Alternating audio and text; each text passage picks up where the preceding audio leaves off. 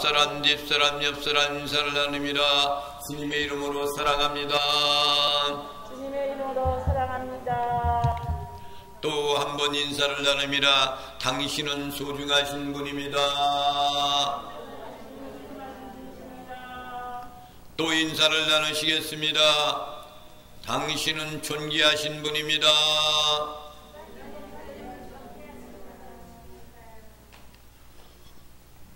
안식일과 주일에 대해서 했고, 하나님의 능력으로, 하나님의 은총으로 오늘도 거룩한 날, 복된 날, 하나님 앞에 나와 주님을 찬양하며 영광 돌리는 여러분들에게 오늘도 변함없는 하나님의 축복이 넘치는 복된 시간 되시기를 주님의 이름으로 소원합니다. 할렐루야. 예수님이 십자가에서 돌아가신 그 이유가 뭐냐면은, 결정적인 것이 뭐냐면은, 자기 백성들의 고소로 인하여서 십자가를 지시고 죽을 수밖에 없었습니다. 특별히 바리새인들, 또 서기관들, 제사장들 때문에 십자가에 못 박혀 돌아가시게 되는 거예요. 그것이 자기의 고난을, 능력을 그들은 상실하지 않기 위해서, 자기 자리를 지키기 위해서 예수님을 십자가에 못 박혀 죽게 하는 겁니다. 특별히 고소한 건 뭐냐면은, 예수님 스스로가 자신이 하나님이라고 말씀했기 때문이다 라고 이야기합니다. 그 당시에 모든 유대인들은 예수님을 요셉의 아들, 마리아의 아들로만 알고 있단 말이죠. 그렇지만은 서기관들과 바리새인들 또한 제사장들은 대부분의 사람들이 예수님이 메시아라는 것을 알고 있는 사람들이에요. 그런데도 그들은 자기의 권위적인 모든 것들 때문에 하루아침에 그것을 내려놓아야 하기 때문에 그것이 두려워서 예수님을 십자가에 못 박혀 죽게 하는 겁니다. 본문에서는 예수님은 이렇게 말씀하십니다.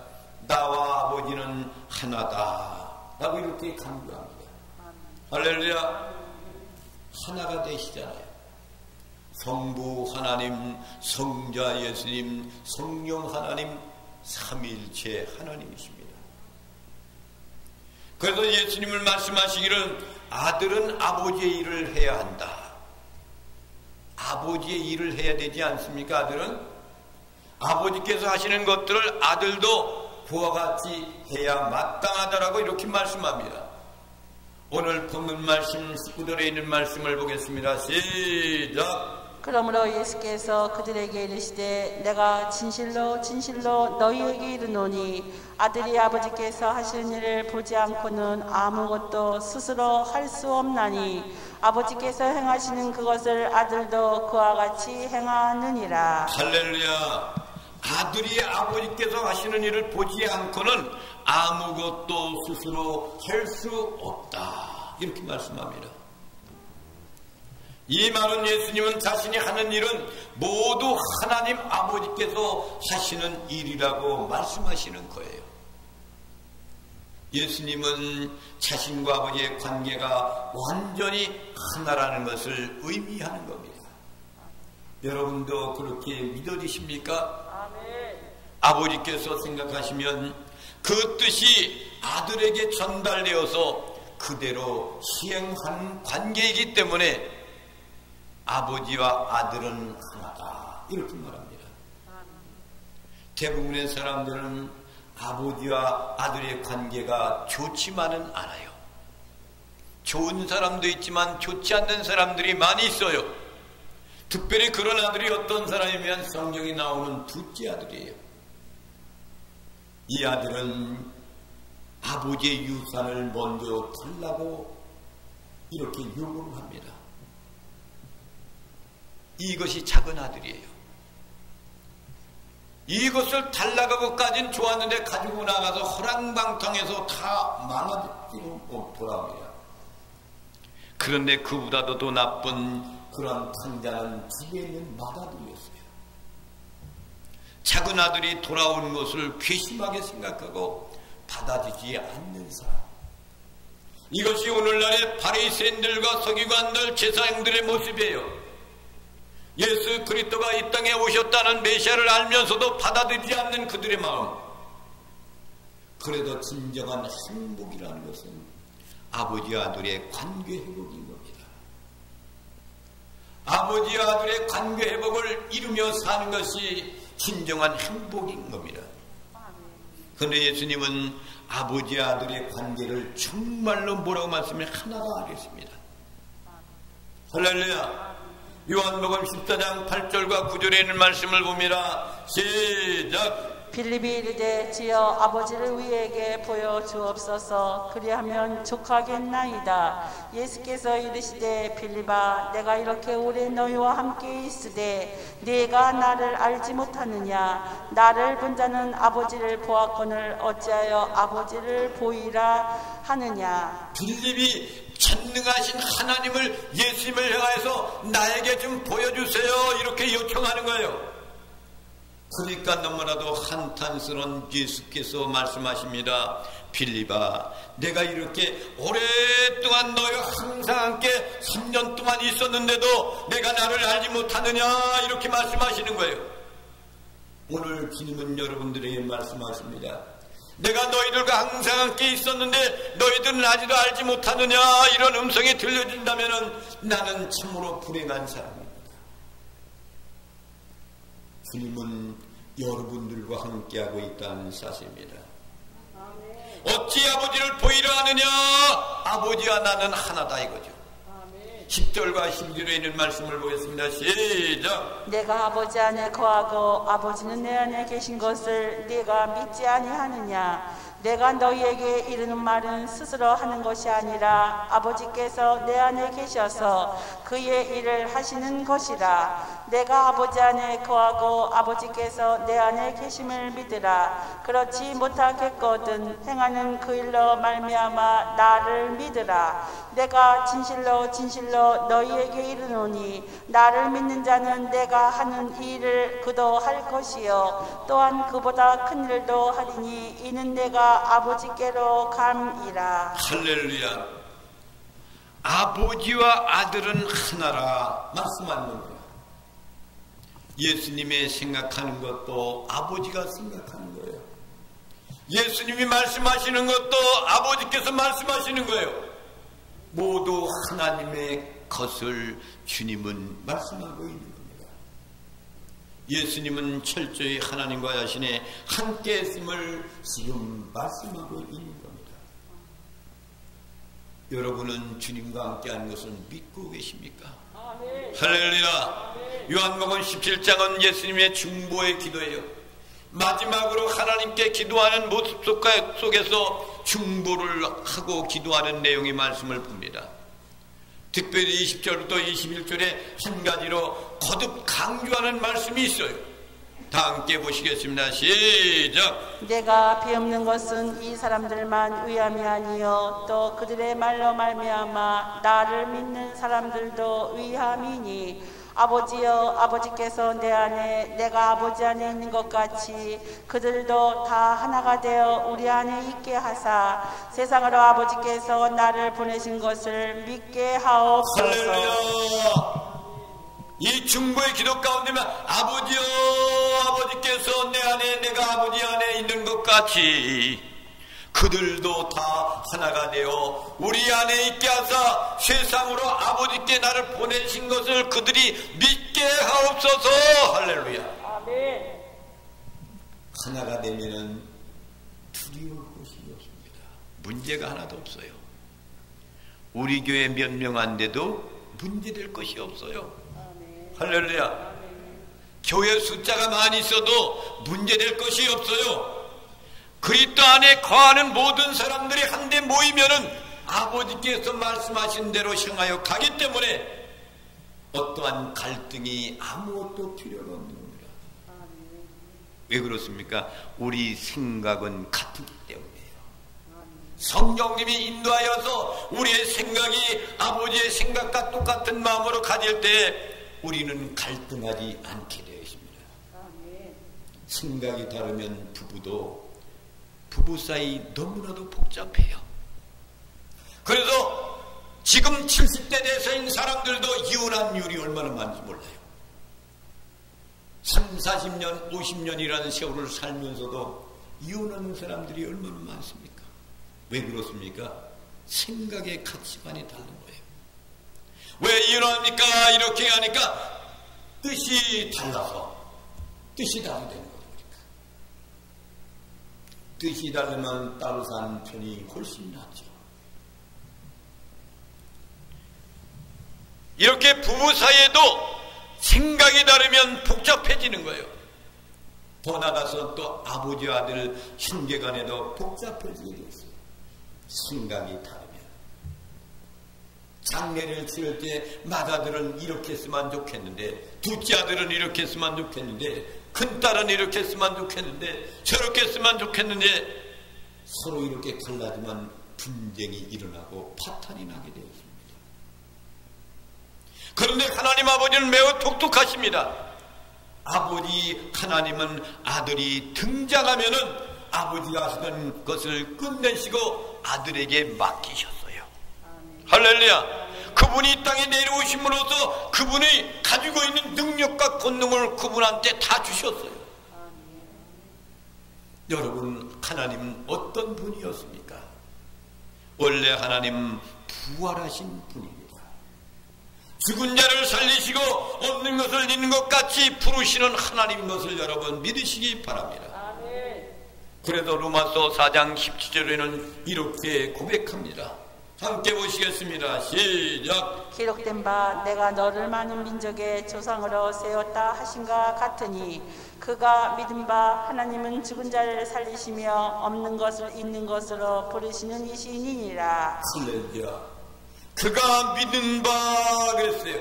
하나님은 죽은 자를 살리시며. 여러분도 믿음이 부활의 그리스도를 믿으시기 바랍니다. 아멘. 나도 주님이 부활한 것은 기독교는 부활의 종교라는 것을 여러분 믿어야 되는 거예요. 아멘. 하나님의 약속대로 아브라함이 100세 때에 의학적으로도 물리적으로도 더 이상 임신할 능력이 없는 아내 사라를 아이를 잉태케 하신 거예요. 그것을 하나님은 죽은 자를 살리시는 하나님이시라는 것을 말씀해주고 있는 겁니다. 그것이 부활의 능력이에요. 아멘. 전혀 희망이 없는 곳에서 탄생케 하는 것. 이제는 희망이 없고 소망이 없고 그냥 죽어 있는 그런 상태 속에 있는 것도 우리 주님은 부활의 능력이 되시기 때문에 우리에게 소망을 주고 희망을 주는 겁니다.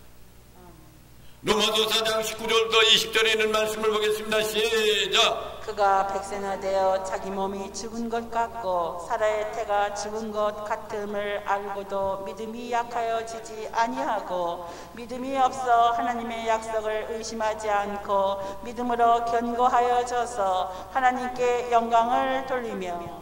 할렐루야. 믿음이 없어 하나님의 약속을 의심하지 않고. 의심하면 안 돼요. 의심만은 도마가 되지 않기를 바랍니다. 믿음으로 견고해져서 하나님께 영광을 돌리며. 사랑하신 성도 여러분, 부활의 능력으로 죽은 자를 살리신 하나님이 죽은 자 같은 사라에게 아기를 주신 것은 하나님의 부활의 능력이라는 것을 믿으시기 바랍니다. 아멘. 하나님은 없는 것을 있는 것 같이 부르시고 죽은 자를 살리시며 불가능을 가능케 하시는 분인 것을 여러분 믿으시기 바랍니다. 아멘. 하나님은 능력의 하나님 되십니다. 하나님은 부활의 하나님이십니다. 아멘. 부활 안에는 생명이 있다는 사실입니다.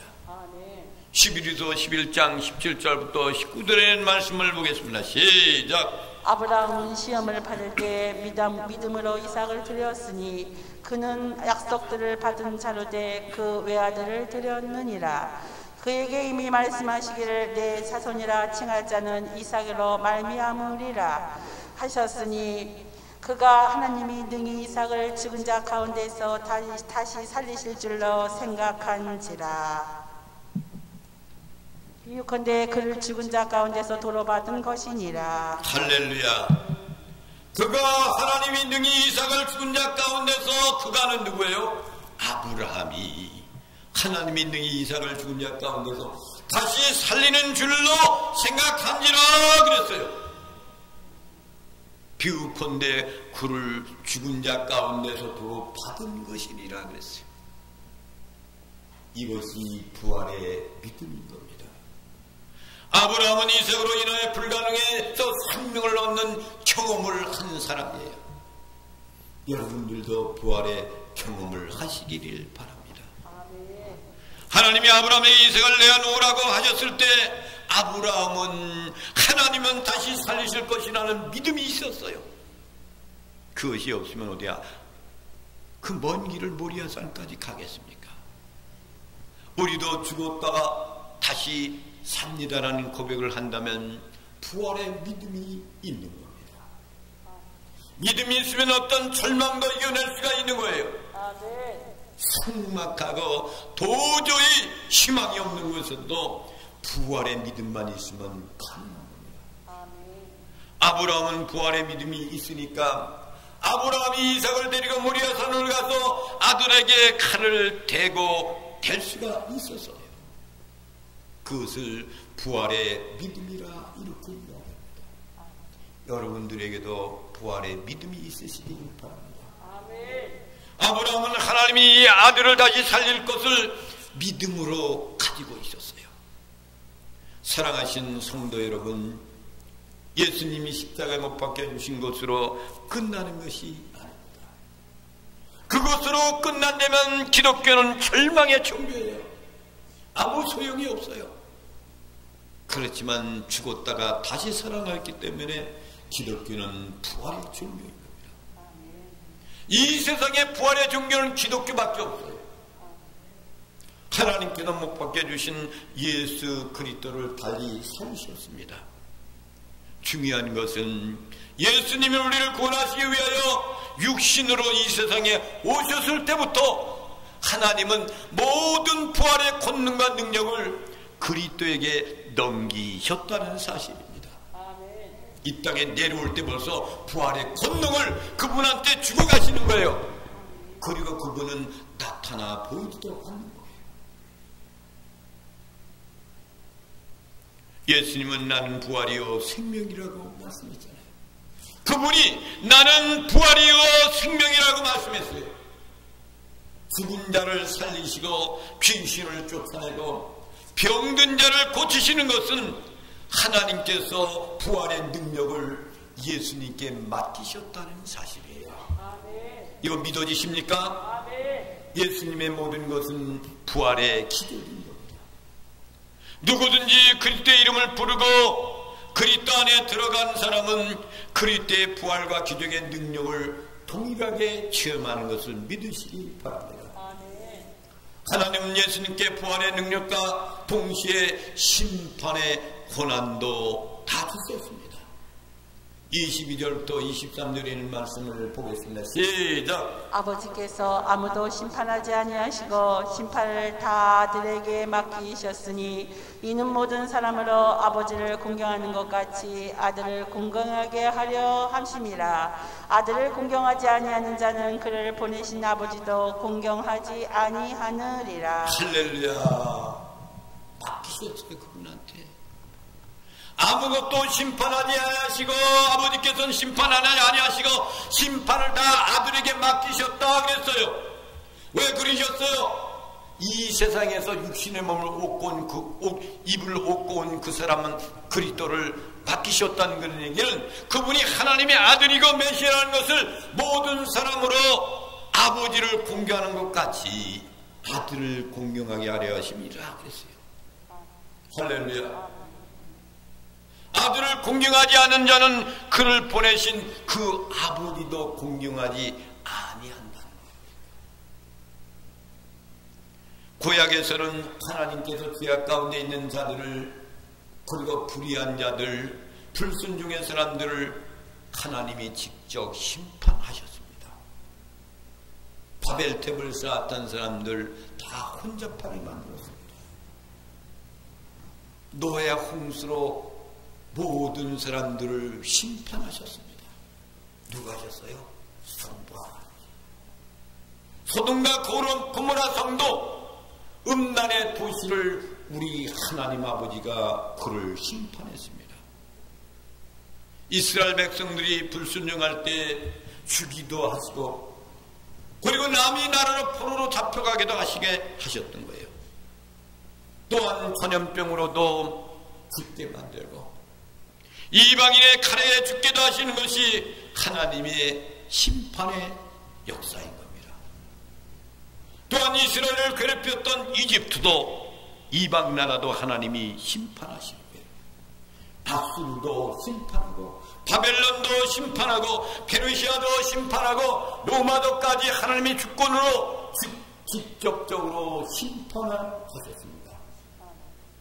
그런데 그리스도께서 오심으로 하나님께 심판의 권능을 그리스도께 맡기셨다는 사실입니다. 아멘. 여러분 믿어지십니까? 아멘. 신약의 그리스도의 심판의 기준은 누구든지 아들 예수 그리스도를 믿는 자는 구원을 얻기만 한다.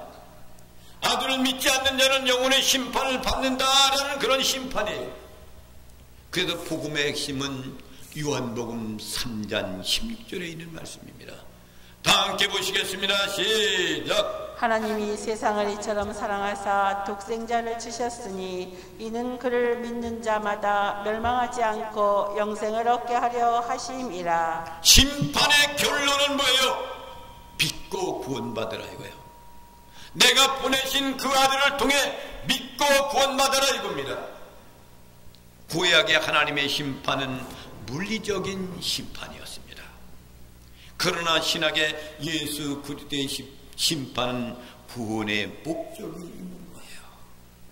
믿는 사람들은 구원을 받고 비그리스도는 멸망당하는 거예요.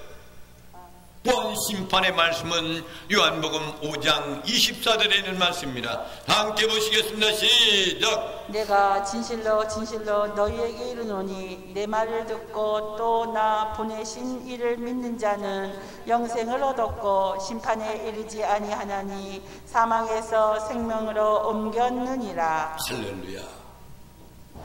사망에서 생명으로 옮겨지는 것이 하나님 그리스도의 심판의 말씀이 능력인 겁니다. 아멘.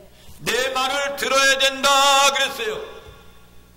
또 나 보내신 이를 믿는 자, 하나님 성부 하나님을 믿는 사람 영생을 얻었고, 얻을 것이 아니라 얻었고 이미 얻은 거예요.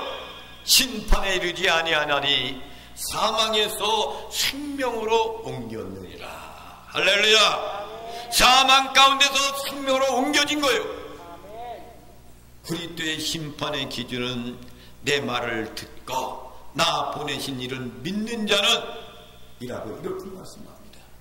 25절에 있는 말씀을 봅니다. 시작. 진실로 진실로 너희에게 이르노니 죽은 자들이 하나님의 아들의 음성을 들을 때가 오나니 곧 이때라. 듣는 자는 살아나리라. 할렐루야. 하나님의 아들의 음성을 들을 때가 온다 그랬어. 곧 이때라. 듣는 자는 살아나리라. 아멘. 그리스도께서 오셔서 그들한테 말씀하시는 거예요. 내 음성을 들리냐?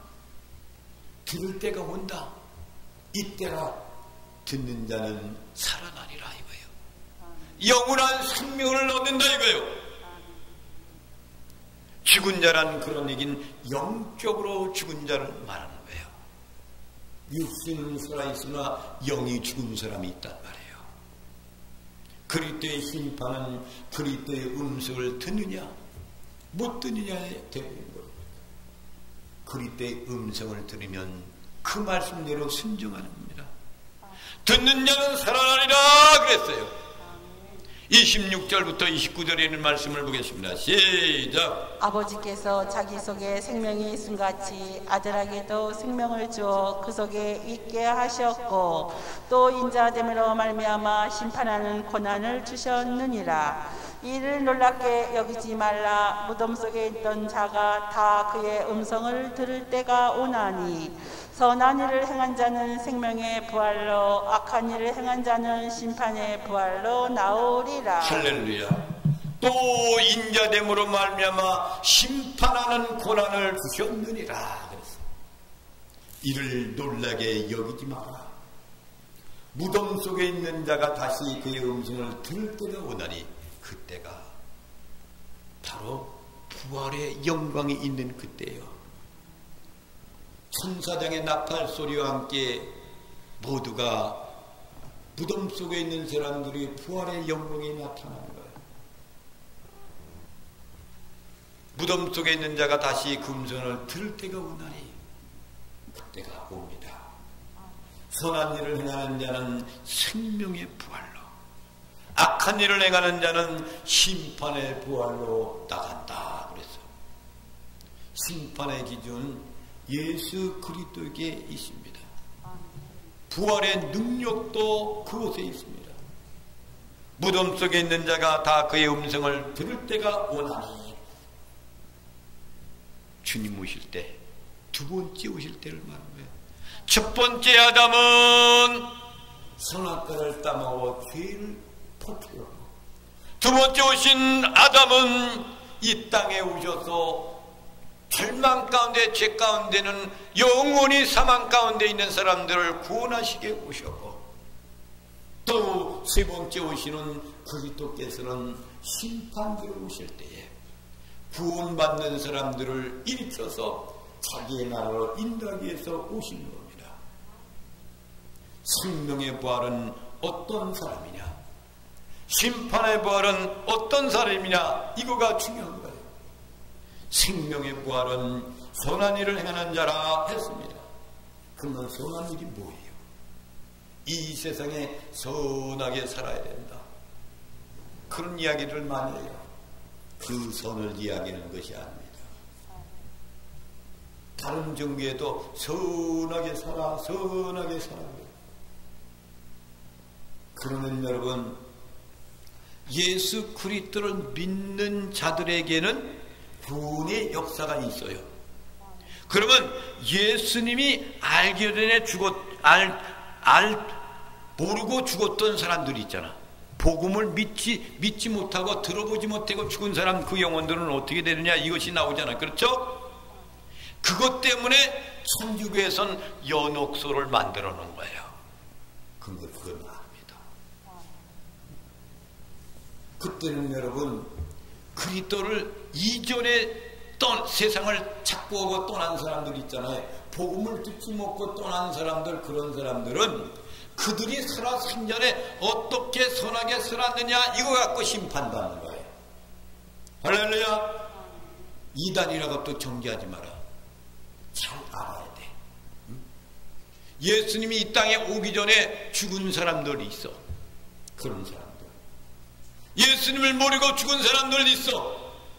그 사람들은 어떻게 되느냐 하는 것은 그 사람들이 살아생전에 어떻게 선하게 살았는가, 의롭게 살았는가, 이것을 가지고 하나님이 심판을 하시는 거예요. 주님이 심판하는 거예요. 할렐루야.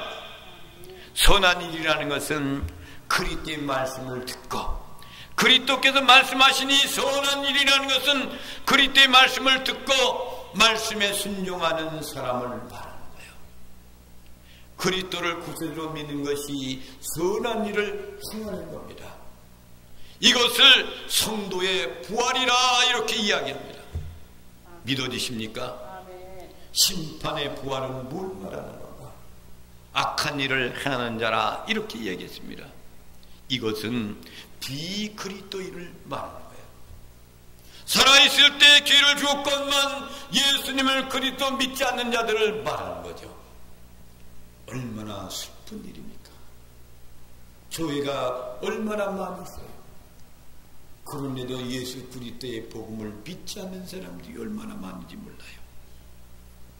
믿어지지가 않으니까 그렇겠죠. 그래서 왜 그렇습니까?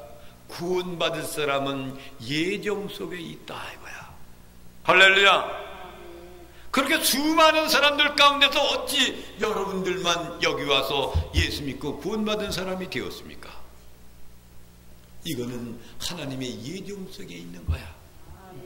하나님께서 이미 너는 이 땅에 태어나면서 예수 믿는 사람, 구원받은 사람이 될 것이라는 것을 날 때 태어나기 전부터, 할렐루야, 여러분을 택했다. 내가 너를 택했다 그러잖아. 택함 받은 사람들이에요. 성경을 보면은 창세기 때서부터 쭉 보면 가인과 아벨이라는 것이 나오잖아. 아담의 아들이죠. 가인과 아벨 가운데서 아벨을 선택하시잖아요. 이런 모든 것을 보면은 수많은 사람들이 성경 가운데 주변에 많은 사람들이 있지만 아니란 말이에요. 야곱하고 누구하고 형제예요? 예? 누구하고 형은 누구예요? 야곱의 형은? 예서란 말이에요. 예서가 맏아들이잖아요. 태어날 때부터 이는 야곱이 발뒤꿈치를 붙잡고 내가 먼저 탄생아 같다고 나왔어. 그런데 그러잖아요. 이삭이 축복의 기도를 할 때 작은 자를 큰 자가 작은 자를 섬기리라 그랬어. 아니 큰 자를 섬겨야 되는데 왜 작은 자를 섬기게 합니까? 하나님의 선택관이 있다는 거죠. 그러니까 예서를 선택 안 하고 야곱을 선택했어요. 이 수많은 사람들 가운데서 여러분을 하나님이 선택해서 하나님의 자녀로 삼으신 거예요. 아멘. 이것을 여러분 믿으시기 바랍니다. 아멘. 내 어떠한 공로로 내가 구원받는 거 아니야.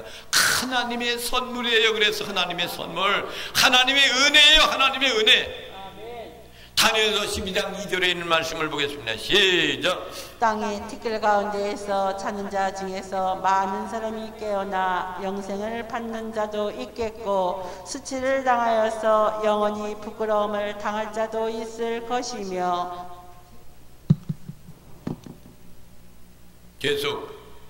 지혜 있는 자는 궁창의 빛과 같이 빛날 것이요 많은 사람을 옳은 대로 돌아오게 한 자는 별과 같이 영원토록 빛나리라. 아멘. 이것이 다니엘 선지자로서 예수님이 이 땅에 오셔가지고 재림지로 오실 때 나타나는 놀라운 역사로서 예언했어요. 땅의 티끌 가운데서 자는 자들 중에, 티끌이라는 것은 무덤 속에 있는 걸 얘기하는 거예요. 많은 사람이 깨어나 영생을 받을 자도 있겠고 영생을 얻을 자를 말하는 거예요. 할렐루야. 이건 택한 받은 백성들이에요. 그리고 수치를 당하여서 영원히 부끄러움을 당할 자도 있다 이거예요. 지혜 있는 자는 궁창의 빛과 같이 빛날 것이요 그를 믿는 자는 지혜로운 사람이고 빛과 같이 빛날 것이고 많은 사람을 옳은 대로 돌아오게 하는 자는 별과 같이 영원토록 빛나리라. 주인께로 천도에서 그 영혼을 불러오는 사람을 이야기하는 거예요. 별과 같이 영원토록 빛난다 이거예요. 해같이 빛나리 그 찬양도 있잖아요. 그렇죠?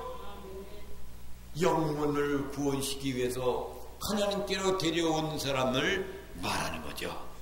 별과 같이 빛나는 영광의 멸관이 예비되어 있다는 그런 얘기입니다. 심판의 고난은 그리스도와 함께 하나님이 맡기셨습니다. 예수님이 이 땅에 탄생하기 전에는 아버지 하나님이 심판하셨어요. 근데 주님이 이 땅에 오시면서 심판의 권리를 예수님한테 이양하고 그분은 뒤로 물러나서 오지 않으시는 거예요. 그래서 그리스도의 시대가 열렸고 그리스도께도 다시금 가시며 보혜사 성령을 보내주셔서 지금은 보혜사 성령 시대의 성령 시대. 할렐루야. 성령의 역사가 여러분들의 눈이 열리고 귀가 열리고 마음의 문이 열리고 택한 백성들이라는 것을 확실하면서 해같이 빛나는 사명을 잘 감당하여서 그 사명 잘 감당하여 축복받는 나와 여러분이 되시기를 주님의 이름으로 축원을 드립니다. 이 찬양을 부르며 하나님께 예물을 드리시겠습니다.